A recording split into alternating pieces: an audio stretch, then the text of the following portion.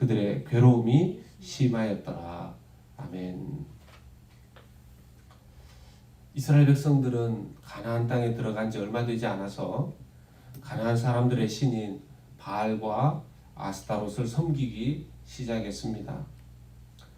11절에서 13절의 말씀을 보면 이스라엘 자손이 여호와의 목전에 악을 행하며 바알들을 섬기며 애굽 땅에서 그들을 인도하여 내신 그 열조의 하나님 여호와를 버리고 다른 신 곧 그 사방에 있는 백성들의 신들을 쫓아 그들에게 절하여 여호와를 진노하시게 하였을 때 곧 그들이 여호와를 버리고 바알과 아스다롯을 섬겼으므로 하고 말씀하고 있습니다.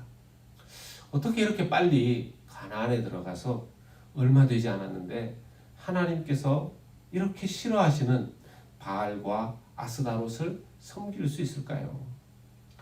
이것이 단순히 그들이 바알과 아스다롯 같은 우상들에게 그냥 호기심이 있어서 그냥 한번 관심이 있어서 가까이 했다가 생긴 이런 일이라기보다는 오히려 그들의 삶, 그들의 생활과 직결되어 있다고 할 수 있습니다.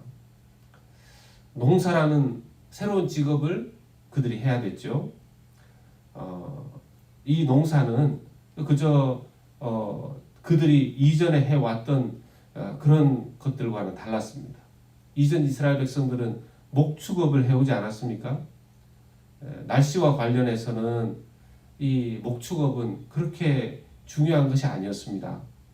목축업은 그저 뭐 날씨에 크게 영향을 받는다기보다는 뭐 만약에 비가 많이 오는 또 뭐 특별한 땅을 세우라고 하시는 걸까요? 농사를 지을 수밖에 없는 상황인데 곰곰이 묵상해 보면 하나님께서는 그 땅에서 처음부터 너희들 농사 잘 지어서 그냥 배부르게 등 따시게 그렇게 살아라 하는 것이 하나님께서 가나안에 들어가게 하신 중요하고 첫 번째 목적이 아니라는 것을 알 수 있습니다.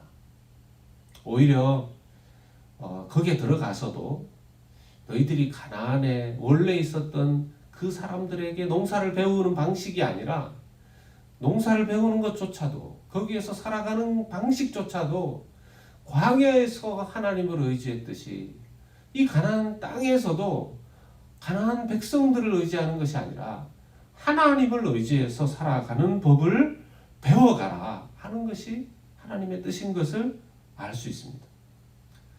그런데 사람들에게 이것이 쉽지가 않은 것이죠. 가나안 백성들에게 농사 배우면 쉬운데 그리고 가나안 백성들이 그렇게 해서 농사를 지금까지 그렇게 지어 왔는데 굳이 하나님의 방법대로 하려니 시행착오도 할 것 같고 실패도 할 것 같고 어려워질 것도 같은데 쉬운 방법 놔두고 왜 어려운 방법으로 돌아가느냐? 그렇게 살고 싶은 사람이 그렇게 많이 되겠습니까? 하나님께서 이스라엘 백성들에게 바라신 것은 농사에 빨리 적응하는 것이 아니었습니다. 그래서 하나님은 이스라엘 백성들에게 농사법을 먼저 가르쳐 주신 것이 아니라 제사법을 먼저 가르쳐 주셨고 하나님의 백성으로서 어떻게 살아야 하는지 그 율법부터 먼저 가르쳐 주셨던 것입니다. 좀 더 늦게 배우더라도 하나님의 백성으로서의 농사법을 만들어내고 만들어 가기를 원하셨던 것이죠. 그렇다고 해서 하나님께서 그들을 완전히 그냥 너희들 알아서 모든 시행착오를 다 해라 그렇게 하셨던 건 또 아닙니다. 하나님께서는 그들이 광야에 있었을 때 그때부터 농사와 관련된 절기들을 만들어가게 하셨거든요. 맥추절, 오순절, 장막절 이런 것들이 다 추수와 관계된 절기입니다. 그러니까 조금씩 농사를 지을 수 있는 그런 절기들도 가르쳐주고 계셨습니다. 다만 가나안 땅에 너무 빨리 적응하는 것이 중요한 것이 아니라 거기서도 하나님을 잘 믿고 하나님 의지해서 살아가는 것이 더 중요한 것임을 알려주기를 원하셨고 그것을 믿고 살아가기를 원하셨다는 것이죠. 하나님께서는 우리가 이 세상에 너무 빨리 적응하고 이 세상에서 너무 잘 되고 그렇게 되는 것에 대해서 그렇게 큰 관심이 좀 없다는 것을 알 수 있습니다.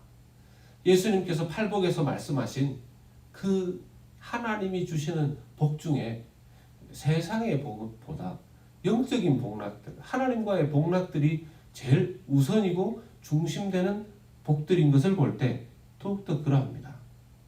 하나님의 백성의 문화와 삶이 자신들에게 먼저 자리 잡기를 하나님은 원하셨다는 것이죠. 잘 안 되지만 세상의 방식대로 하는 것이 더 쉽고 더 편리할 수 있지만 하나님의 방법대로 살기 위해서 고민하고 몸부림치는 것을 하나님은 원하신다는 것입니다. 하나님을 섬기지 않고 다른 신을 음란하듯 섬긴 이스라엘에게 나타난 결과는 무엇입니까? 14절에서 15절 말씀이죠. 여호와께서 이스라엘에게 진노하사 노략하는 자의 손에 붙여 그들로 노략을 당케 하시며 또 사방 모든 대적의 손에 파시매 그들이 다시는 대적을 당치 못하였으며 그들이 어디를 가든지 여호와의 손이 그들에게 재앙을 내리시매 곧 여호와께서 말씀하신 것과 같고 여호와께서 그들에게 맹세하신 것과 같아서 그들의 괴로움이 심하였더라 하고 말씀하십니다. 이 말씀을 좀 우리가 오해하면 안 되는 것이 하나님께서 막 속 좁고 감정적으로 그렇게 막 진노하고 미워하고 화내고 하셨다라는 뜻이라기보다는 하나님께서 그들의 불신앙 때문에 그들에게 하나님의 손을 펼칠 수가 없으셨다라는 것이죠. 그들을 둘러싸고 있는, 그들을 막고 있는 하나님께서 우리를 지켜주시지 않으면, 하나님께서 우리를 은혜로 보호해 주시지 않으면 이 땅 가운데서 우리가 어떻게 제대로 살아갈 수 있겠습니까? 그런데 그들의 불순종 때문에, 그들의 죄 때문에 하나님의 은혜의 손길이 그들에게 미치지 못하게끔 되어버렸다라는 것입니다. 그들을 도울 수 없게끔 하나님의 역사하심을 그들의 죄가 막아버렸다라는 것입니다. 여기 파심에 그랬습니다. 대적의 손에 파심에 내놓으셨다라는 것이죠. 가는 곳마다 재앙이 떠나지 않게 되어버리게 된 것입니다. 지켜주실 수 없게 되어버렸다라는 것이죠. 참 이스라엘 백성들은 이 일을 계속 경험하게 됩니다. 오늘날 우리의 삶 가운데에도 우리가 늘 기억해야 되는 것이 우리는 세상의 방식대로 세상에서 쉬운 방식대로 살면서 세상에 적응하는 것이 중요한 우리의 사명이 아닙니다.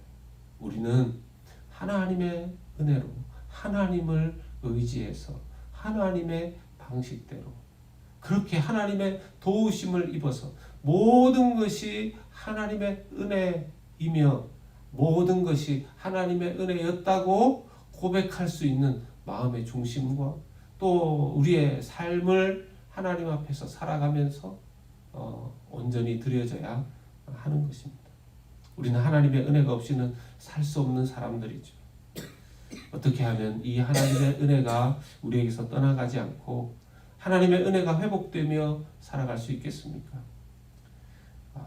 하나님과 우리 사이에 막힌 그 죄의 장벽들을 제거하기 위해 오신 주 예수 그리스도를 우리가 의지하면서 다시 주님을 붙잡으면서 다시 주님 앞에 나아가 하나님 앞에 부르짖을 때 하나님의 은혜가 회복되어지는 줄로 믿습니다. 세상의 축복이 아니라 하나님의 은혜를 구하는 우리 주 예수 그리스도로 말미암아 늘 정말 하나님의 은혜가 우리 가운데 충만해질 수 있는 우리가 되었다라는 사실에 감사하면서 오늘 하루도 하나님 앞에 주님 은혜 아니면 살아갈 수 없는 자입니다. 은혜가 아니면 주님 우리는 온전히 설 수가 없습니다.